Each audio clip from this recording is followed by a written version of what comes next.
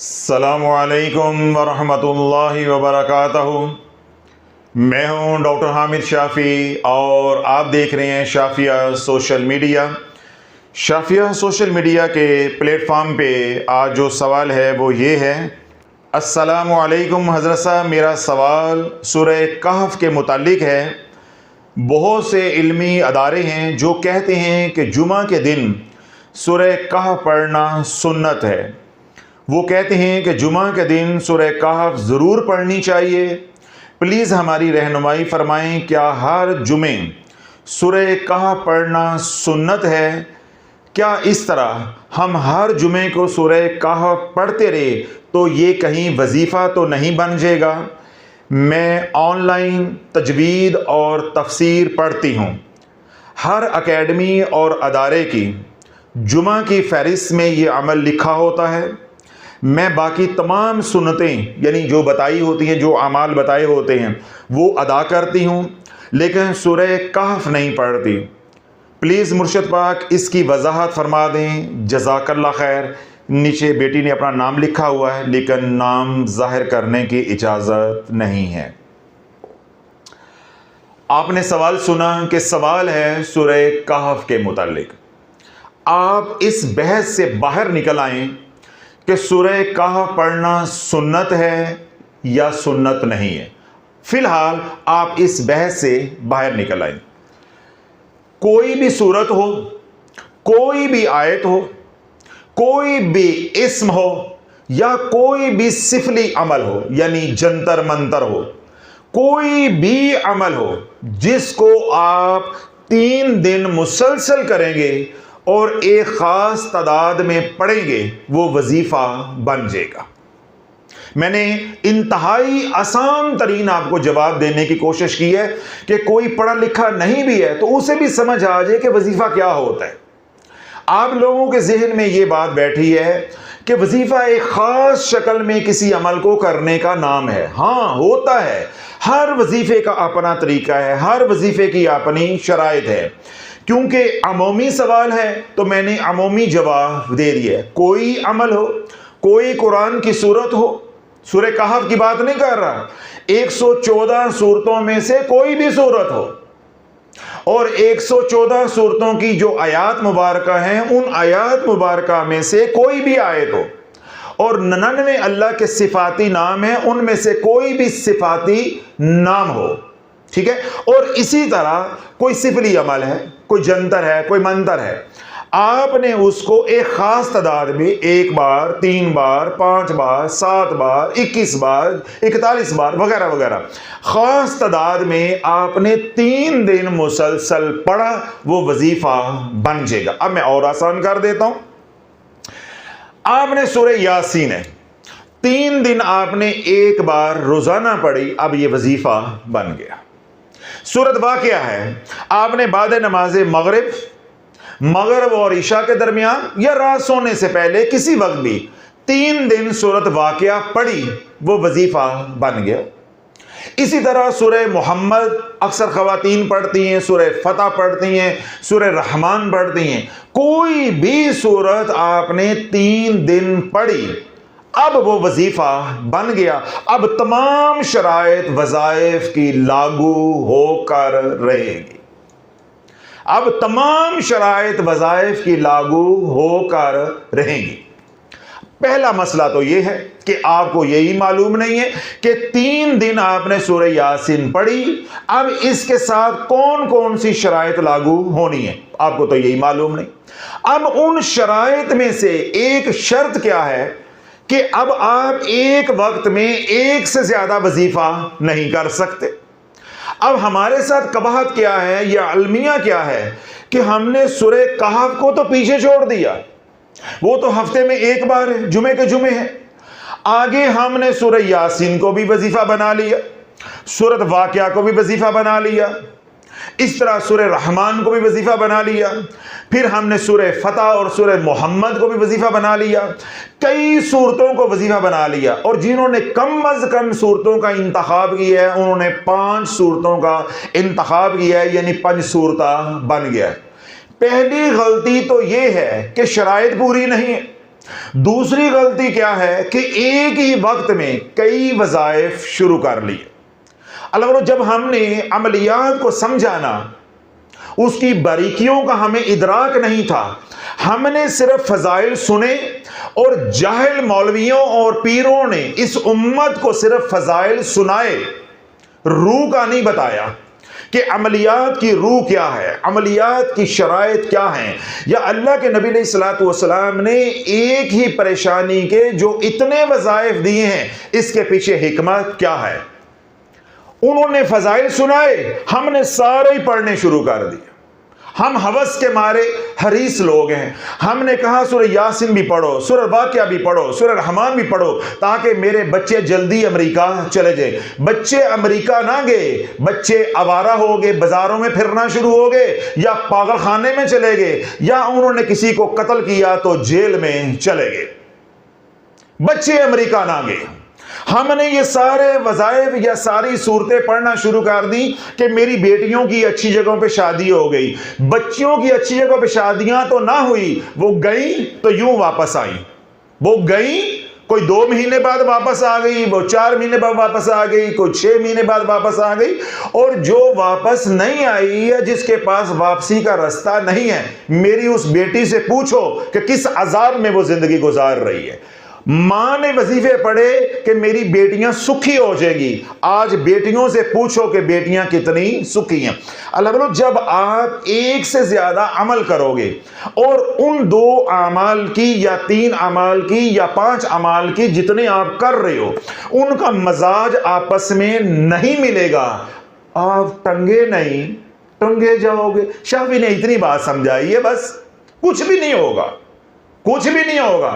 4 अजाब आएंगे, ज्यादा नहीं आते। कितने आएंगे? 4। पहला अजाब, जब सूरतें पढ़ोगे, मैं एक मिसाल भी दे देता हूं, फिर अगली बात भी समझा देता हूं।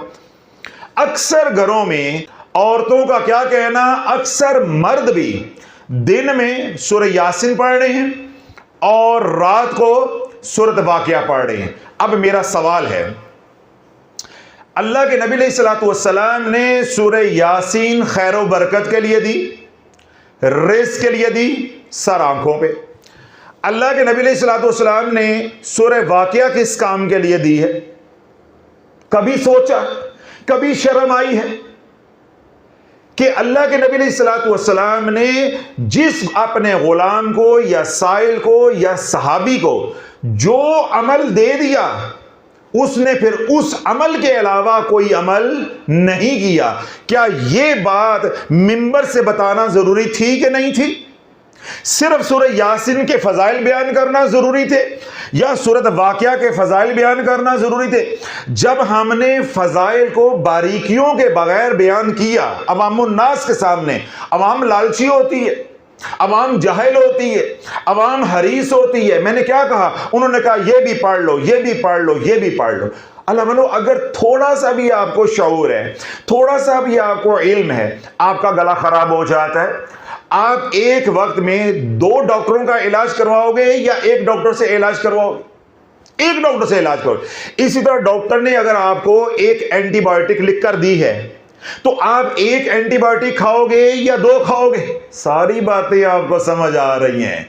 लेकिन जब रूहानियत की बात या अमलियात की बात हुई तो क्या किया कि एक ही मसले के लिए 6 वज़ाइफ, 6 वज़ाइफ। अब मेरा अगला सवाल है, अल्लाह के नबी अलैहिस्सलातु वस्सलाम ने खैर व बरकत के लिए सूरह यासीन दी। जागते रहिएगा। अब क्या किया? खैर व बरकत के लिए, रिज़्क़ की फरावानी के लिए, कसरत के लिए सूरह यासीन दी। इसी काम के लिए सूरह रहमान दी। फिर इन्हीं मसाइल के लिए सूरत वाक़िया दी। फिर इन्हीं मसाइल के लिए आयतल कुर्सी दी। फिर इन्हीं मसाइल के लिए सूरत इखलास कुल हुवल्लाहु अहद दी। फिर इन्हीं मसाइल के लिए तस्बीह मलाइका दी। ये मैंने 6-7 वज़ाइफ आपके सामने गिने, जबकि अहादीस मुबारका की किताबों में जो मेरे इल्म में है 13 वज़ाइफ हैं। कितने? 13 वज़ाइफ हैं जो अल्लाह के नबी अलैहिस्सलातु वस्सलाम ने मुख्तलिफ सहाबा को, अपने गुलामों को या साइलीन को रिज़्क़ की फरावानी के लिए दिए हैं। मुझे ये सिर्फ बताओ, जो मैं सवाल करना चाह रहा था, कि किसी भी सहाबी रसूल ने ये 13 वज़ाइफ या यो 6 या 7 मैंने गिने हैं, इनको इकट्ठा किया है? ना रत्ती बराबर इल्म है आमलीन के पास, ना रत्ती बराबर इल्म है उलमा के पास, और ना रत्ती बराबर आज के दौर में इल्म है पीरों के पास। सिर्फ फजाइल, यहां से फजाइल पढ़े, रट्टा मारा और यहां आके मिंबर पे बैठ के सुना दिए, या सामने किताब रखकर सुना दिए।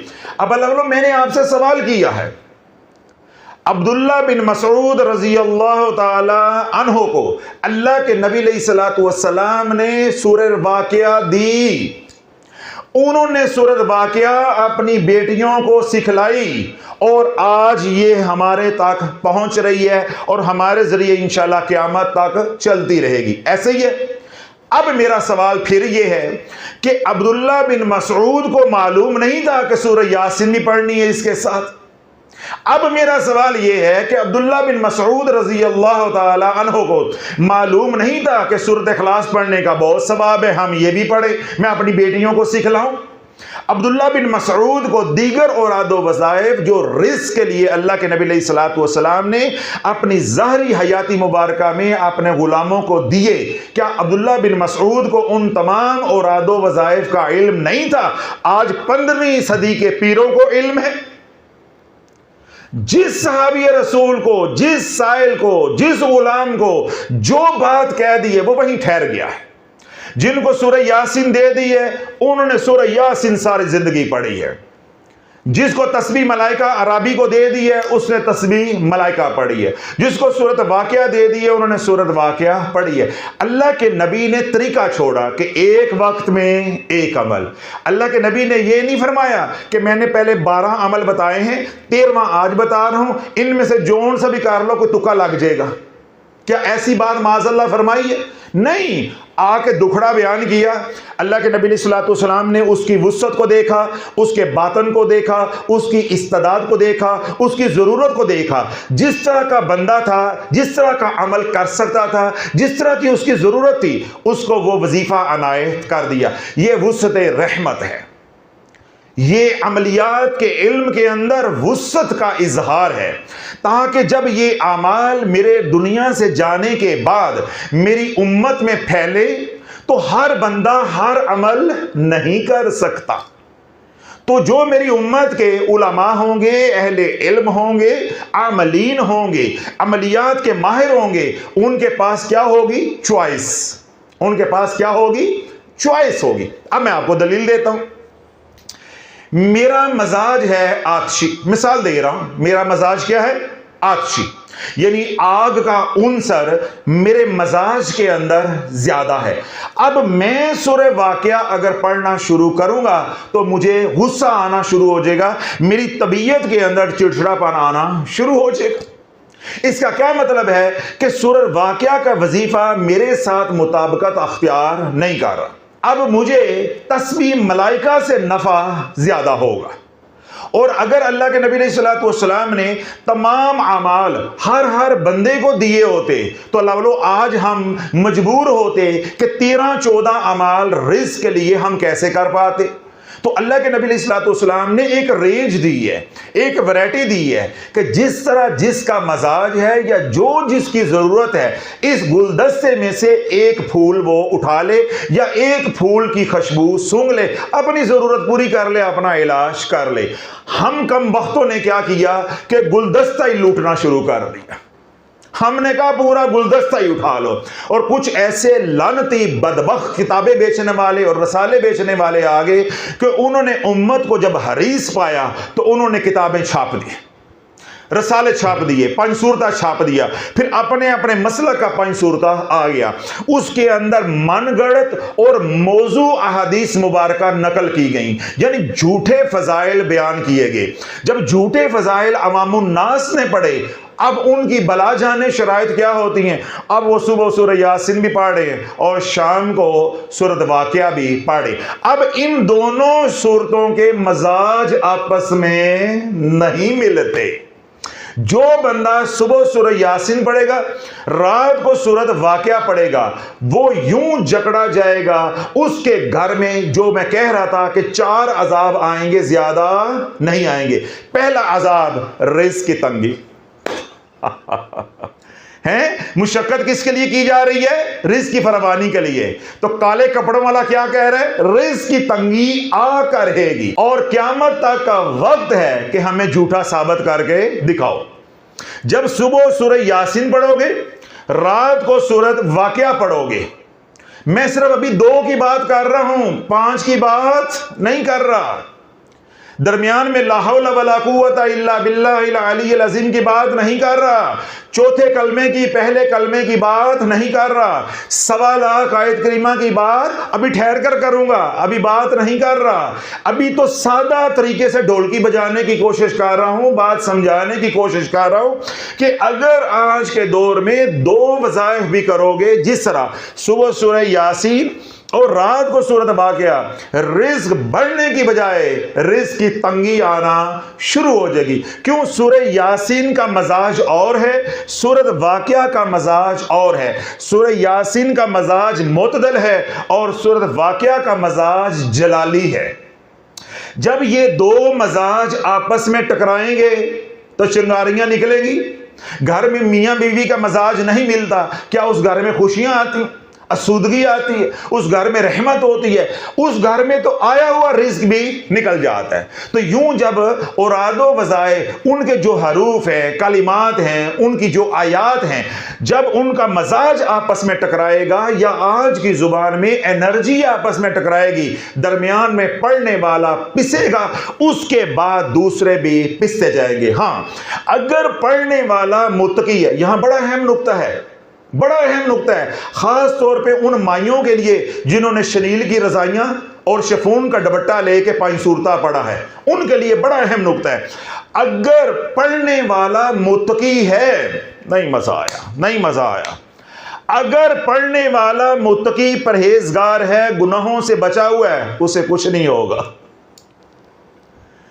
इसीलिए ये कौम मरी है, इसलिए ये उम्मत बर्बाद हुई है। माइयों ने क्या कहा? मैं पढ़ती पई हां, मैनू ते कुछ नहीं होंदा, ए लड़ लड़ के मरदे जांदे पे ने, इन्हां वास्ते रोड़ी होया वास्ते पढ़नी आ, इन्हां दा रिश्ते खुलदा नहीं। अब माई की बला जाने कि माई अपने हाथों क्या जुल्म ढा रही है। माई को कुछ नहीं होना, हमारी अम्मा को कुछ नहीं होना, वो मुत्तकी परहेजगार। उस बेचारी ने कभी घर से पांव बाहर नहीं रखा, नजरों की भी हिफाजत, जो शोहर ने ला दिया उसने खा लिया, वो नमाज रोजा कर रही है, उसे कुछ नहीं होना। जूं जूं अम्मा पढ़ती जाएगी या अब्बा हजूर पढ़ते जाएंगे, वो एनर्जी घर में गिरती जाएगी, आपस में बच्चे लड़ लड़ के मरते जाएंगे, ला इलाज बीमारियों में मुब्तला होते जाएंगे और हर काम में रुकावट आती जाएगी, हर काम में रुकावट आती जाएगी। ये 4 अज़ाब, ये 4 अज़ाब मैंने एक ही फिक्रे में इनको गिन दिया ताकि वक्त बच जाए। माई को कुछ नहीं होगा, बाबे को भी कुछ नहीं होगा। हाँ, अगर माई है स्टार प्लस देखने वाली है, शिफॉन दा दुपट्टा ते शनील दी रजाई, अगे स्टार प्लस ते माई दे गोडे फड़े जाएंगे। सबसे पहला, माई शुगर की मरीजा बनेगी, माई को हार्ट अटैक भी होगा, माई को ला इलाज बीमारियां भी लगेगी। क्यों? अब माई मुत्तकी नहीं है, वो एनर्जी इसको भी नुकसान देगी और औलाद को भी नुकसान देगी। अगर पढ़ने वाला मुत्तकी परहेजगार है तो फिर मैंने क्या कहा, उन शयातीन का या उन शैतानी असरात का या उस नेगेटिव एनर्जी का इसके ऊपर तो बस नहीं चलेगा। वो ओरा के साथ टकराएंगे, टकरा के वापस चले जाएंगे। जो कमजोर होंगे उनके ऊपर जाके उनका बस चलेगा। अब क्या होगा? मां वजीफे पढ़ने वाली है, मां क्या है? वजीफे पढ़ने वाली। सुबह सूरह यासीन, दोपहर को सूरह फतह, फिर सूरह मोहम्मद, असर का सूरह रहमान, शाम को मगरिब के बाद जो है वो सूरत वाक़िया, रात सोने से पहले सूरह मुल्क वगैरह वगैरह। और तस्बीहां अन्ने वात खुले वा वो अलग चल रही हैं, ठीक है। तस्बीहों का तो कोई हिसाब ही नहीं है, वो अलग चल रही हैं। अब होगा क्या? माँ है मुत्तकी परहेजगार या अब्बा हजूर है मुत्तकी परहेजगार, नतीजा क्या निकलेगा? अब उस माँ का कल्बी ताल्लुक या रूहानी ताल्लुक अपनी बड़ी बेटी के साथ ज्यादा है? क्यों? घर में एक आध बच्चा ऐसा जरूर होता है, बेटा हो या बेटी हो, जिसके साथ मां की एफिलिएशन बहुत ज्यादा होती है, यानी मां को बहुत ज्यादा प्यार होता है, या यूं आज की जुबान में कह लें कि घर में एक आध बच्चा पैम्पर्ड जरूर होता है, लाडला लाडू जरूर होता है। अब बेटा लाडू हो या बेटी लाडू हो, जो घर में मां का लाडू है यानी लाडला है, फट्टे उसी ने चढ़ना है। हमने उम्मत को यह राज दिया है। क्यों? उस बच्चे की रूह का ताल्लुक मां की रूह के साथ है। नहीं समझ आ रही? अब जरा मैं किसी और लाइन पे चढ़ रहा हूं, आपको समझ नहीं आ रही, आपकी आंखें फट रही हैं। बाप के वजीफे पढ़ने से वो नुकसान नहीं होता, अमूमी नुकसान होता है। सारी औलाद को नुकसान होगा, किसी बच्चे को भी हो सकता है, लेकिन मां के वजीफे पढ़ने से बहुत तेजी के साथ नुकसान होता है। उसकी दलील क्या है? बाप के साथ औलाद का कल्बी ताल्लुक नहीं होता, रूही ताल्लुक नहीं होता। जब बच्चा मां के पेट में होता है तो रूह उस वक्त डाली जाती है जब हमल 4 महीनों का हो जाता है, तो रूह डाली जाती है मां के पेट में। तो जब मां के पेट में रूह डाली जाती है तो बच्चे की रूह और मां की रूह आपस में कनेक्टेड हो जाती है, आपस में जुड़ जाती है। हुण मां जो ढोलकी बजाएगी वो इधर असर अंदाज होगी। अब मां जो खाएगी वो बच्चे को पहुंचेगा, मां जो करेगी उसका असर बच्चे को पहुंचेगा। अब जिस भी बच्चे का, बेटा हो या बेटी हो, जो भी लाडला हो, जिसका जितना ताल्लुक मां के साथ रूहानी या कल्बी मजबूत होगा, उतना ही वो ज्यादा उजड़ेगा। क्यों? मां बार बार उसकी तरफ तवज्जो करेगी, बार बार उसको सोचेगी, उसके ख्यालात के जरिए, उसके तखय्युल के जरिए, उसकी सोचों के जरिए नेगेटिव एनर्जी फ्लो करेगी। क्यों? इधर नेगेटिव एनर्जी है, पॉजिटिव एनर्जी नहीं है।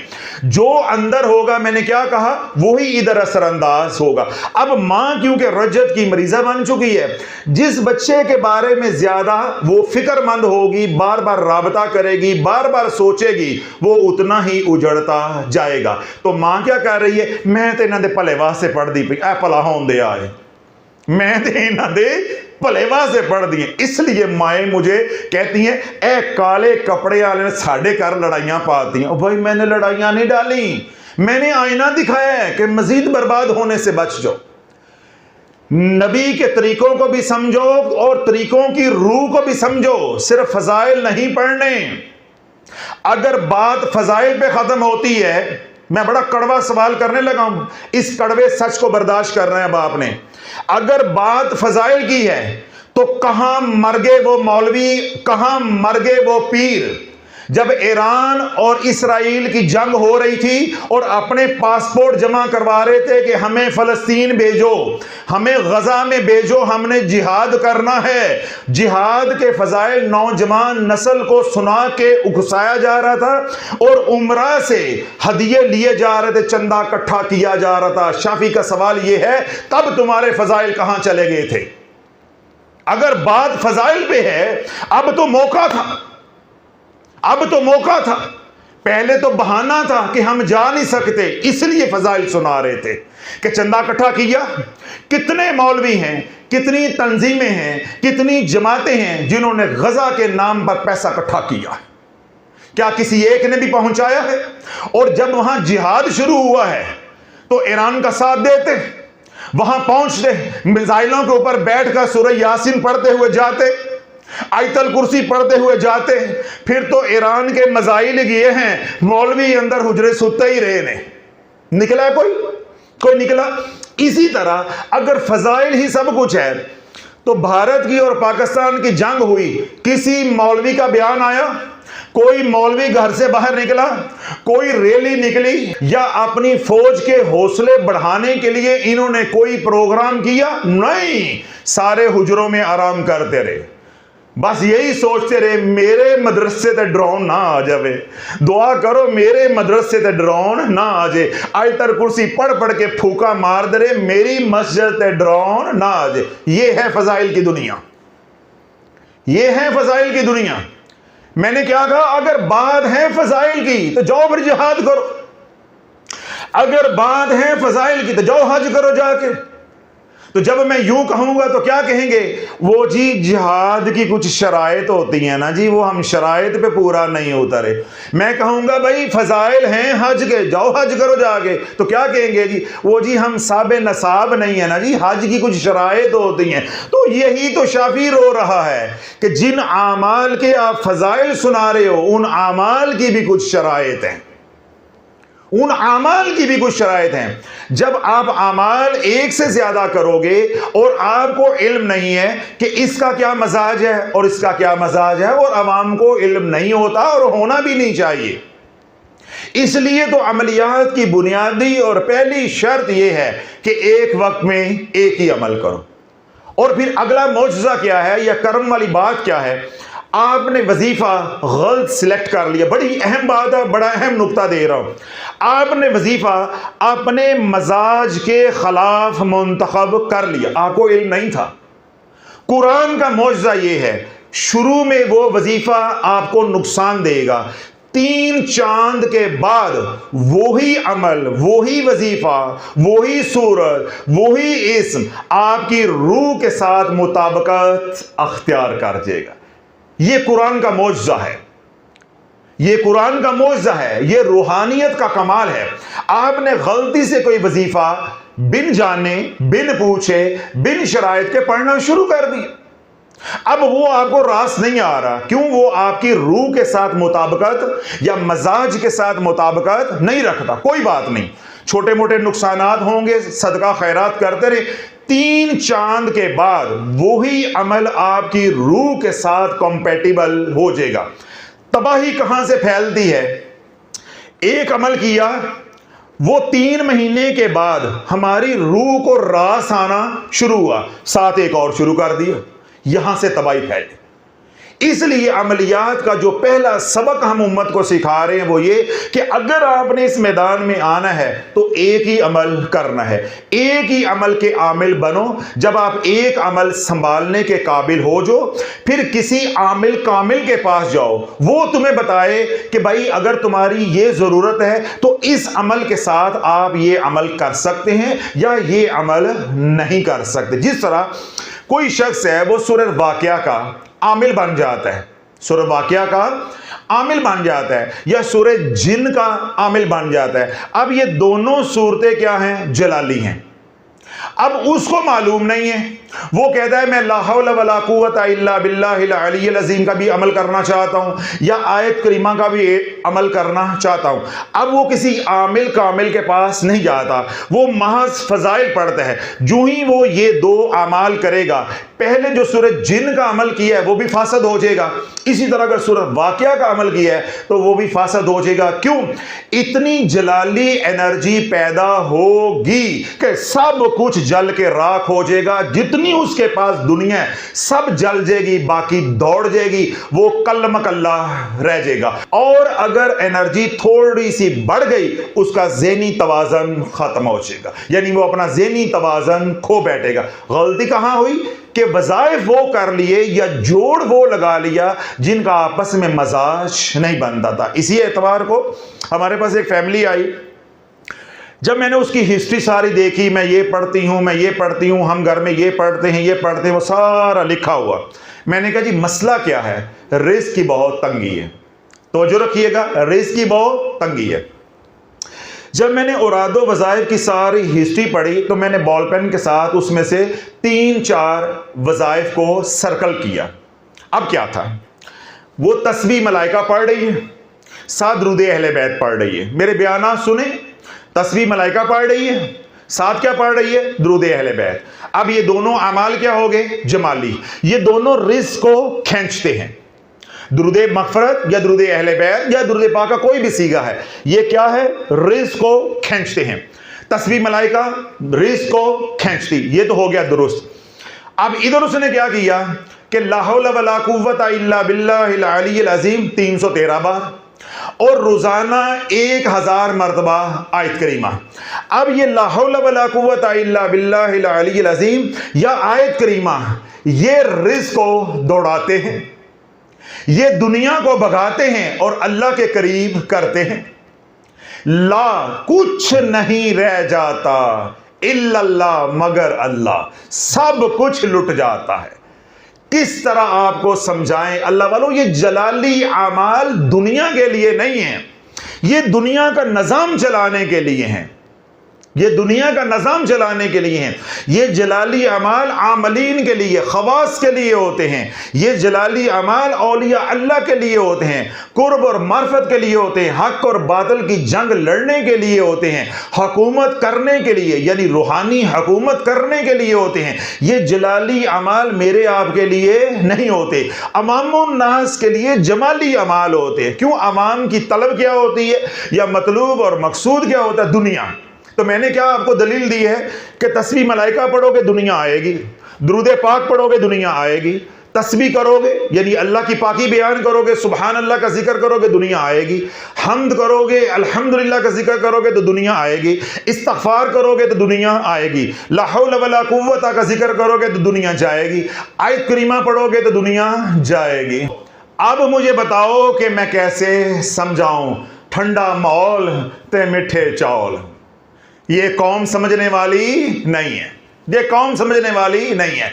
जब मशाइख को इल्म नहीं है वो फजाइल सुना रहे हैं, आमलीन को इल्म नहीं है वो फजाइल सुना रहे हैं। भाई फजाइल सुनाना कमाल नहीं है, वो दुआ देना जिसकी मरीज को जरूरत है ये कमाल है, ये कमाल है। डॉक्टर का कमाल क्या होता है? वो हमारी तशखीस करता है, फिर हमें वो अद्वियात एडवाइस करता है, तजवीज़ करता है जिसकी हमें ज़रूरत है। वो फ़ज़ाइल को नहीं देखता, हमारी ज़रूरत को देखता है, हमारी ज़रूरत को देखता है कि हमें चाहिए क्या, कौन सा इलाज चाहिए। हमारे मौलवियों का, पीरों का, आमलीन का हाल ये है, इन्हें मालूम ही नहीं है कि साइल की ज़रूरत क्या है या साइल का सवाल क्या है। वो फ़ज़ाइल सुनाते हैं, फ़ज़ाइल सुनाते हैं। अवामुन नास सवाब के लिए पढ़ते हैं, वो ये तो काके के लिए पढ़ रहे हैं, दुकान के लिए पढ़ रहे हैं, रोकड़े के लिए पढ़ रहे हैं, बीमार हैं तो सेहत के लिए पढ़ रहे हैं। मुख्तसर ये कि अवाम तो पढ़ते हैं दुनिया के लिए।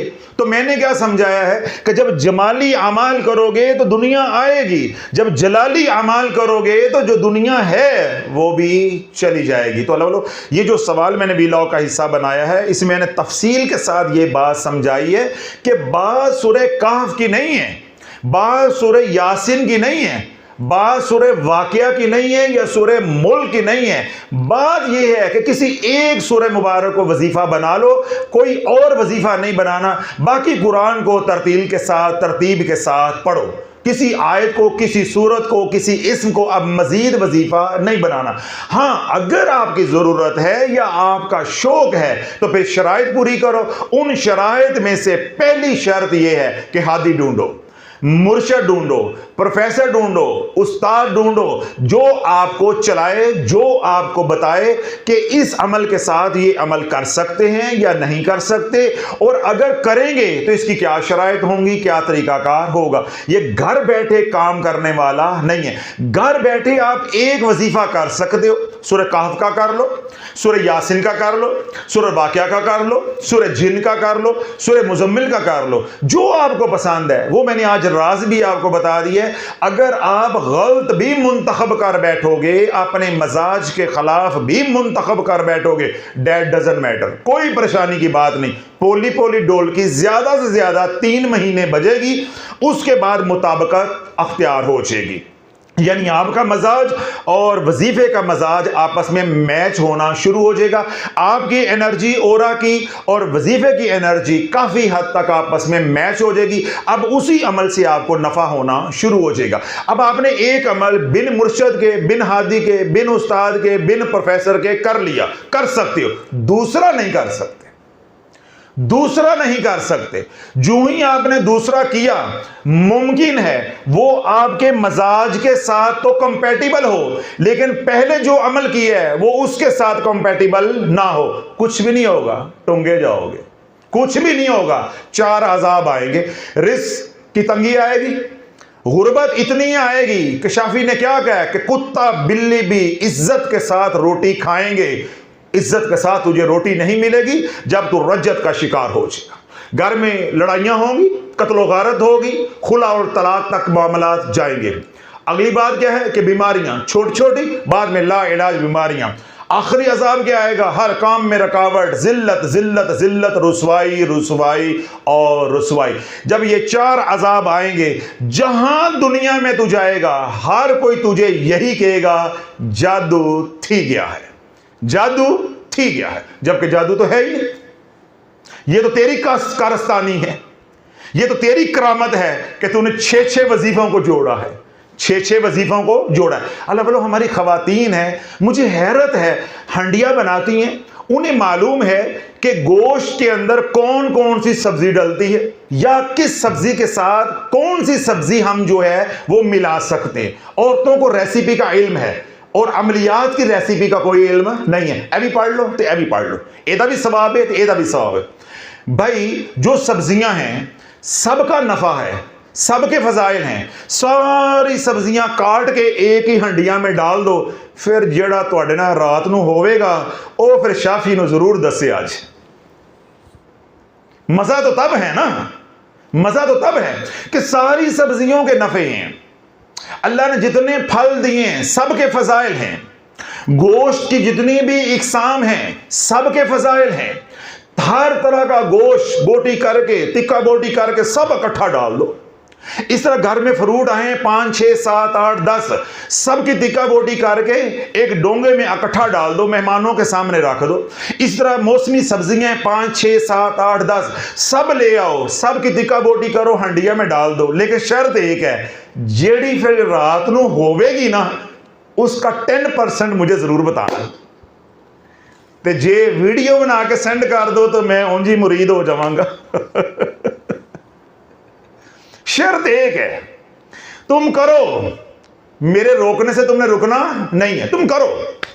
सारी सब्जियां इकट्ठी करो, सारे फल इकट्ठे करो, सारे गोश्त इकट्ठे करो, पकाओ, मेहमानों को दो, अपने घर वाले को दो। शाफी ने सिर्फ फरमाइश छोटी सी की है, फिर जो घर में होगा ना उसका 10%, सारा नहीं, घर का राज होता है, 10% मुझे जरूर बताना है। और अगर वीडियो बना के 3 मिनट की सेंड कर दोगे तो वैसे ही मैं मुरीद थी वैसा। सारी बातें आपको समझ आती हैं मगर अमलियात समझ नहीं आती, रूहानियत समझ नहीं आती। अल्लाह जो सूरह कहफ है इसके बहुत ज़्यादा फ़ज़ाइल हैं। अल्लाह के नबी अलैहिस्सलातु वस्सलाम गाहे बगाहे सूरह कहफ को पढ़ते भी थे, इसलिए इसको गैर मोकदा का दर्जा भी दिया गया है, यानी मुस्तहब बाज़ उलमा इसको कहते हैं और बाज़ इसको गैर मोकदा सुन्नत भी कहते हैं। सुन्नत मोकदा नहीं है, सुन्नत मोकदा वो होती है जिस अमल की अल्लाह के नबी अलैहिस्सलातु वस्सलाम ने बहुत ज़्यादा ताकीद की हो और ख़ुद भी अमल करके दुनिया को दिखाया हो, ज़माने को दिखाया हो, उम्मत को दिखाया हो। तो सुन्नत मोकदा सूरह कहफ पढ़ना नहीं है, ये नफली अमल है, मुस्तहब अमल है। बाज़ उलमा के नज़दीक ये सुन्नत गैर मोकदा का दर्जा रखती है। तो आपने अगर सूरत कहफ हर जुमे को पढ़नी है, बिस्मिल्लाह पढ़ें, आप ज़रूर पढ़ें, वजीफ़ा बन भी जाएगा। लेकिन इंशाअल्लाह अज़ीज़ इसके नफ़े भी बहुत होंगे, कोई साइड इफ़ेक्ट नहीं आते, कोई शराइत नहीं है। शराइत तब लागू होंगी जब आप सूरह कहफ के साथ और दीगर सूरतें पढ़ना शुरू कर दोगे। मैंने उसका तफसील के साथ पोस्टमार्टम करके आपके सामने रख दिया। आप सूरह कहफ पढ़ोगे जुमे को और बाकी दिनों में कई सूरतें आप पढ़ते रहोगे, उनके जब मजाज नहीं मिलेंगे तो आप रजत का शिकार हो जाओगे। इसी तरह गाहे बगाहे अल्लाह के नबी अलैहिस्सलातु वस्सलाम सूरह यासीन भी पढ़ते थे, गाहे बगाहे अल्लाह के नबी अलैहिस्सलातु वस्सलाम सूरह रहमान भी पढ़ते थे, जिन्नात को पढ़कर भी सुनाते थे और अपने गुलामों को पढ़कर भी सुनाते थे। इसी तरह सूरत वाक़िया भी पढ़ते थे, सूरह मुल्क हुज़ूर अलैहिस्सलातु वस्सलाम रात सोने से पहले पढ़ते थे, सूरह फलक नास भी अल्लाह के नबी अलैहिस्सलातु वस्सलाम रात सोने से पहले पढ़ते थे, आयतुल कुर्सी भी पढ़ते थे। कई सूरतें हैं। क्या अब हम सबको शुरू कर देंगे? क्या हम सबको शुरू कर देंगे? ये अल्लाह के नबी अलैहिस्सलातु वस्सलाम की वुसअत रहमत है ताकि उनके दर से जो खैरात लेने आया है, जितनी उसकी ज़रूरत है या जितनी वो पचा सकता है, वहाँ से वो सवाल करे और उसको खैरात मिल जाए। इसका मतलब ये नहीं है कि अल्लाह के नबी अलैहिस्सलातु वस्सलाम ने ज़िंदगी मुबारक में जो जो भी अमल किया है वो हर अमल हमने करना है। अब मेरा सवाल है, अल्लाह के नबी अलैहिस्सलातु वस्सलाम ने ऊँटनी पे बैठकर काबतुल्लाह का तवाफ किया है, करके दिखाओ, करके दिखाओ। अब चुप हो गए हो, आजिज़ आ गए हो। अल्लाह बोलो इसी तरह कई सुन्नतें ऐसी हैं, कई आमाल ऐसे हैं या कई दुआएं ऐसी हैं, हम चाह के भी नहीं कर सकते, हम चाह के भी नहीं कर सकते, और ना ही सब पे अमल करने का हुक्म है। उतना ही करना है जितना हम कर सकते हैं। आखिरी बात और बड़ी अहम बात, रब फरमाता है या अय्युहल्लज़ीना आमनू उज़्कुरुल्लाह ज़िक्रन कसीरा, ऐ ईमान वालो कसरत से अल्लाह का जिक्र करो। इस आयत मुबारका को पढ़कर मौलवियों ने, पीरों ने उम्मत को बर्बाद किया है कि अल्लाह ने जिक्र की कोई हद नहीं रखी, अल्लाह ने जिक्र की कोई हद नहीं रखी, मगर हमने हद मुकर्रर करनी है।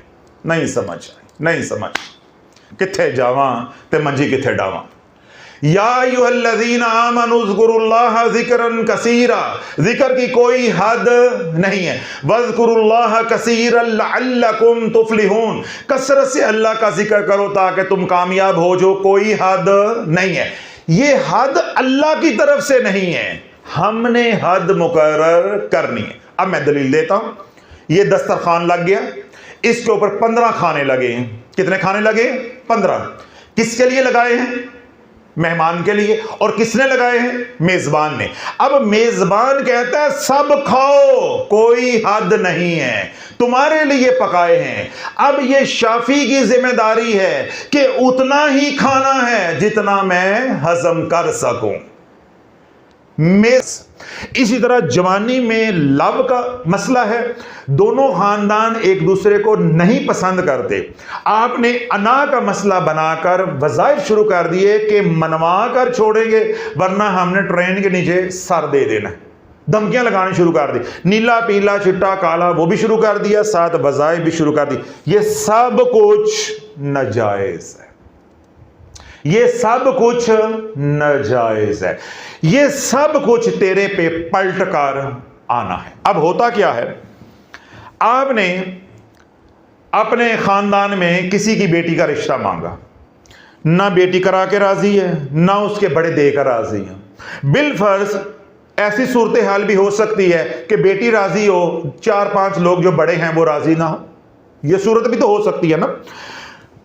कोई भी ऐसी सूरत हो कि आप रिश्ता इस लालच में कर रहे हैं, तो तवज्जो रखिएगा, इस लालच में कर रहे हैं कि वो बड़े अमीर हैं, वो बड़े अमीर हैं, उनकी बेटी डॉक्टर बन गई है या उनकी जायदाद है, आपकी ये काली आंखें डेले उस जायदाद पे टिके हुए हैं, आपको बेटी से कोई सरोकार नहीं है, आप जायदाद से रिश्ता करना चाह रहे हैं कि बेटी उनकी अकेली के लिए या उसका विरासत में बहुत बड़ा हिस्सा है या अमीर कबीर है, यानी माल है पीछे, तो माल की वजह से आप कर रहे हैं। या बेटी तालीम अच्छी हासिल कर गई है, कोई ओहदा है उसके पास, ठीक है, प्राइवेट या सरकारी, उस वजह से। या बेटी हसीन है, इधर कोई मेरे जैसा है। अब आपको ये है कि ये जो हुस्नो जमाल का पैकर है इसके ऊपर तभी टांका सही लगेगा कि उनकी लड़की आ जाए, चलो हमारे लड़के का भी जो ऐब है वो छुप जाएगा, तो हमारी भी खानदान में बल्ले बल्ले हो जाएगी। ये रिश्ते नहीं है, ये धोखाबाजी है, ये धोखा है। इन तमाम सूरत हाल में से कोई भी सूरत हाल है, उसके अंदर आप जो भी औरादो वज़ाइफ करोगे कुरान से और तवीज़ धागा करोगे, सब का सब बैक फायर होकर रहेगा, होकर रहेगा, होकर रहेगा। तेरे खानदान पे रज्जत पड़कर रहेगी, पड़कर रहेगी, पड़कर रहेगी, और तेरी 7 नस्लें भुगतती रहेंगी, भुगतती रहेंगी, भुगतती रहेंगी। क़यामत तक का वक्त है, घोड़ा भी तेरे पास है, मैदान भी तेरे पास है, जितना दौड़ा सकते हो दौड़ा लो।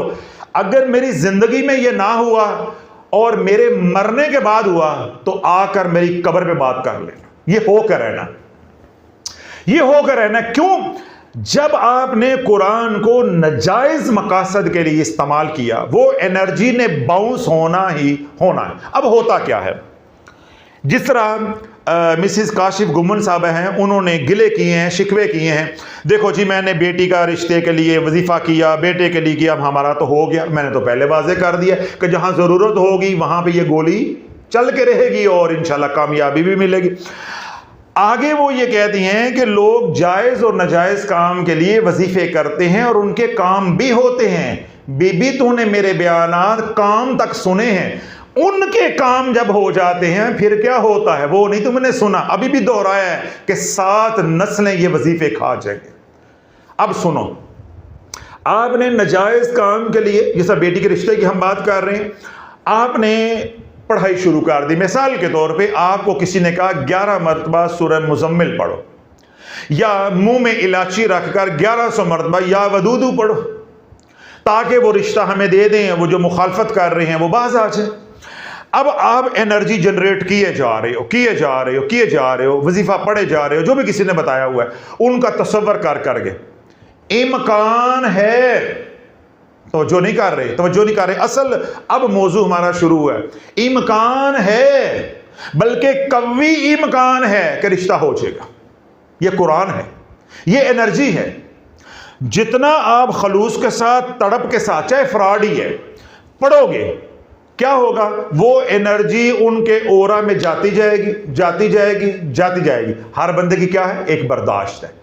जब वो एनर्जी इधर से उधर इतनी हो जाएगी कि उनकी बर्दाश्त से बाहर हो जाएगी, उनके जहन माऊफ हो जाएंगे। उनके जहन क्या हो जाएंगे, माउफ। मैं मैकेनिज्म साइंस आपको बता रहा हूं कि हिप्नोटाइज कैसे किया जाता है। ये जो लोग पैसे डबल करते हैं, सड़कों पे खड़े होकर एक पल में फ्रॉड करके निकल जाते हैं, बाद में हम कहते हैं ओ ये क्या हो गया। तो भाई ये यही तो समझा रहा हूं कि जब एनर्जी आप वजीफे के जरिए या आप आमिल हैं तवज्जो के जरिए मुंतकल करोगे तो क्या है, हर बंदे की एक बर्दाश्त है। जब ओरा के अंदर एनर्जी मैक्सिमम चली जाएगी तो वो एनर्जी उसके दिमाग को, ये जो कॉन्शियस माइंड है, तो जो करो जरा, मुश्किल अल्फाज हैं, ये क्या है, कॉन्शियस माइंड है, इसको शट डाउन कर देगी, ये बंद हो जाएगा। ये दिमाग का अगला हिस्सा जो ये है, इसको कहते हैं कॉन्शियस माइंड, इसको कहते हैं सब कॉन्शियस माइंड। ये जो फ्रंटल हिस्सा है, ठीक है, ये जो फ्रंटल ब्रेन है, ये हो जाएगा शट डाउन। आपके अंदर सोचने की सलाहियत खत्म हो जाएगी। ये जो लोग फ्रॉड करते हैं, पैसे डबल करना या लूटना या वगैरह वगैरह, घरों में औरतें आती हैं, वो क्या करती हैं, वो होती है काले इल्म की आमिल।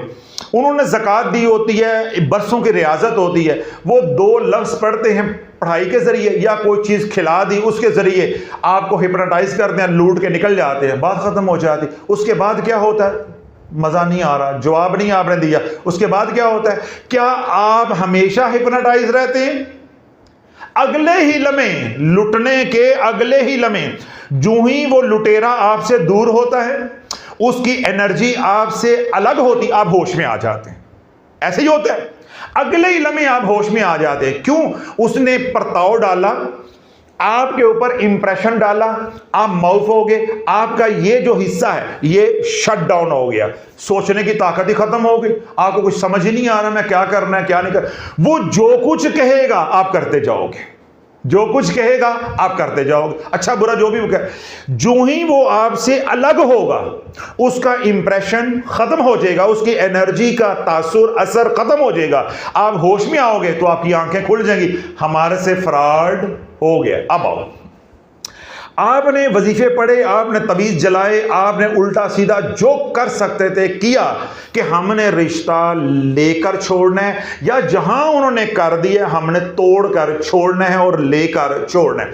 अब आप एनर्जी ट्रांसफर किए जा रहे हैं, 10 दिन, 15 दिन, 20 दिन, महीना। एक वक्त आया कि उनका ये फ्रंटल ब्रेन जो है यानी कॉन्शियस माइंड है, ये शट डाउन हो गया। तो फिर क्या होगा, जो आप बोलोगे। फ्राडिया का मैंने क्या बताया कि जो फ्राडिया बोलेगा वो वही बेचारा मजलूम करेगा। इसी तरह आज आप कामयाब हो गए, वजीफे पढ़ पढ़ के, एनर्जी पहुंचा के, हिप्नोटाइज करके, आज उन बेटी वालों का दिमाग क्या हो गया, माउफ। अब जो आप कहोगे, जिन यार नचावे, अब तो आपके हाथ में लगाम आ गई है, चाबी आपके हाथ में आ गई है। अब अच्छा करो बुरा करो, अब जो कहोगे उन्होंने रिश्ता दे देना। अब यहां तवज्जो रखनी है, रिश्ता हो गया, वजीफे से कामयाबी मिल गई। जिस तरह लुटेरे ने कार्रवाई डाली, वो लूट कर रफू चक्कर हो गया, बाद में क्या हुआ, लुटने वाले को होश आ गई। इसी तरह रिश्ता हो गया, बेटी आ गई घर, जो ही रिश्ता हो जाएगा तो जिस तरह लुटेरे ने पढ़ाई बंद कर दी थी, आपने भी बंद कर देनी है। वो करे तो लुटेरा, ए करन दे राबिया बसरी। साडी मां बड़ी नेक है, मैं जदों अपनी मां नूं वेखां ना तो मुसल्ले ते बैठी हुंदी, ए हाल है मामा दा, ए मामा करन दईयां, ए औरतां करन दईयां। 99% औरतें, कोई 1% मर्द होता है। हमारी मां जो तहज्जुद में उठती, ए तहज्जुदां पढ़ियां जा रही हैं। किसी की बेटी को वजीफों के जरिए हिप्नोटाइज करके अपने घर लेकर आना, क्यों? वो डॉक्टर बन गई है, उनके पीछे जमीनें हैं। मेरा खानदान क्यों उजड़ा? यही तो रोना था। मेरी मां बिस्तर पे पड़ी या मेरी मां इस हाल में इस दुनिया से रुखसत हुई तो क्यों हुई? यही तो रोना था कि मेरी मां 2 बहनें थी, भाई था नहीं, मामू था नहीं। अब मेरा खानदान ये कहता था, नानी जो हमें बताती थी कि जो आता था वो कहता था कि दोनों के रिश्ते लेने, यानी दोनों बेटियां हैं, दोनों लेनी। मसला क्या था? नंबरदारी। मसला क्या था? ज़राअत। मसला क्या था? ज़मीन। मसला क्या था? शहरी जायदाद। सिर्फ ये माल की वजह से मेरी मां और मेरी खाला बल्ली चढ़ गई, बल्ली चढ़ गई। मेरी नानी ये कहती थी, जो हमें बताती थी, मेरी नानी ये कहती थी मर जाऊंगी, दोनों एक घर में नहीं देनी, एक घर में नहीं। नाना राजी थे, नाना राजी थे। वो कहती थी कि मैं मर जाऊंगी, एक घर में दोनों नहीं दे रही।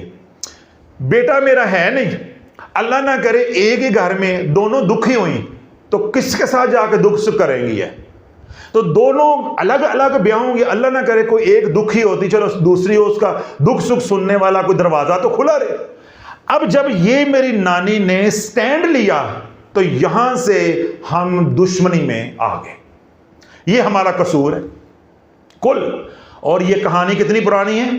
तकरीबन, मैं अगर भूल ना रहा हूं, 55 साल या 60 साल पुरानी है। 60 साल पहले जब औरादो वज़ाइफ नहीं थे, गली मोहल्ले के अंदर, क्या बस्ती के अंदर टेलीग्राम तार पढ़ने वाला बंदा नहीं मिलता था, जादू तब भी इतना था। 60 साल कमो पे या 55-60 के दरमियान में मुझे याद पड़ता है, इतने साल पुरानी बात है, यानी 70 से पहले की बात है। आप अंदाजा लगा लें कि उस वक्त मोहल्ले के अंदर, क्या पूरी बस्ती के अंदर टेलीग्राम आ जाती थी ना, तो लोग रोना पिटना शुरू कर देते कि बंदा मर गया है। तो टेलीग्राम पढ़ने के लिए बंदा नहीं मिलता था, कुरान पढ़ने के लिए बंदा नहीं मिलता था। उस वक्त आपको अखबार पढ़ने वाला, पढ़कर सुनाने वाला बंदा नहीं मिलता था। लोगों के घरों में खत आ जाता था तो खत लेके लोग फिरते रहते थे, कोई पढ़ने वाला मिल जाए। मैं इतनी पुरानी बातें कर रहा हूं क्योंकि मैं कायदे आज़म का छोटा भाई हूं। सुनने वाले कहते हैं हजरत साहब तो बड़े पापी हैं, पुराने हैं, पुरानी मुड्डी है। अल्लाह वाला, तारीख तो तारीख है ना, वो किसी उम्र में भी सुनाई जा सकती। जो हमने अपने बड़ों से सुनी, मैंने ऐसी बायदा भी आपको सुना दी। कहना ये चाह रहा हूं कि 50, 60, 70 साल पहले जब ये हालात हमारे मुल्क के थे, या हमारे यहाँ एजुकेशन रेट ये था, जादू तब भी था, जादू तब भी था। फिर नानी अम्मा हमें बताती है कि मेरे घर में ना खून गिरा, जो हमारा आबाई घर है, डेरा था, उसमें ना खून गिरा, वो लोथड़े में कच्चा गोश्त होता है ना बड़ा, वो निकला। इसी तरह फिर एक दफ़ा नानिया ने बताया कि कपड़े कटने वाला काम जो है वो हो गया, यानी मेरी वालदा के कपड़े जो है वो कटना शुरू हो गए। वहाँ से फिर मेरी वालदा जो है वो बीमार रहना शुरू हो गई, वालदा जो बीमार रहना शुरू हो गई। अब मेरी नानी ने अपनी दोनों बेटियों के रिश्ते कर दिए।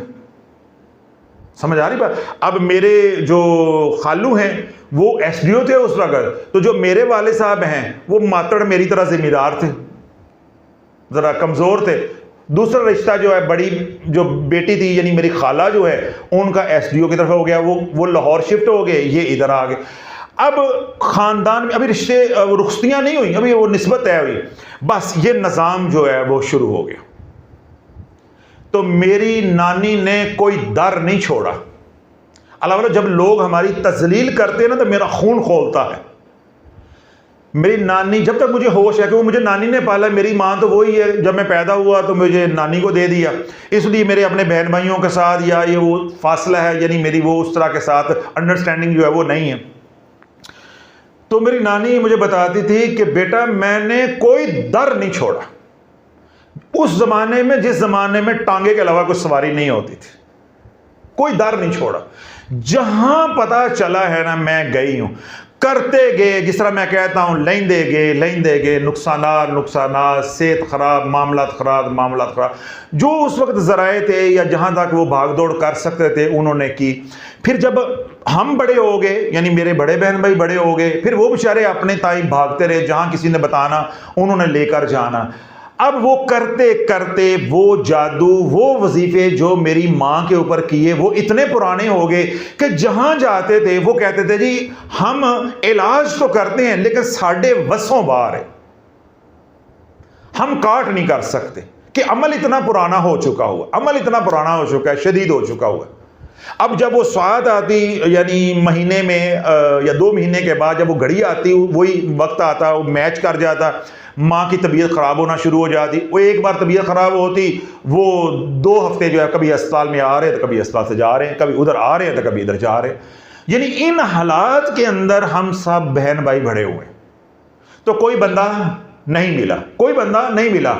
और आज अल्हम्दुलिल्लाह 1 रुपया खर्च किए बगैर महज टोकन, वो भी हम किसी और शक्ल में इनको लौटा देते हैं। हम कहते हैं घर बैठे इलाज करो, शाफी नाम ही काफी है, मैं जानूं तो मेरे सरकार जाने।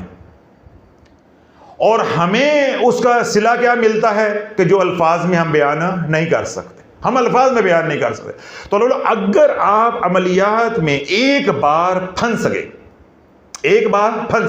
अब देखो मेरी माँ, मेरी खाला फंसी, अल्लाह ने आगे उनकी औलादों को, यानी मेरे बहन भाई हैं या मेरी खाला के बच्चे कज़न हैं, अल्हम्दुलिल्लाह सबको, मेरी माँ को भी मेरी खाला को भी अल्लाह ने औलाद से भी नवाज दिया। अल्लाह ने बेटे भी दिए, बेटियां भी दी, कसीर औलाद भी दी, और सारे अपनी जगह पे अल्हम्दुलिल्लाह सुम्मा अल्हम्दुलिल्लाह अपने घरों में हैं, खाते पीते हैं। कोई मेरी फैमिली में किराए के घर पर नहीं है, अपने घर में है। समझ आ गई?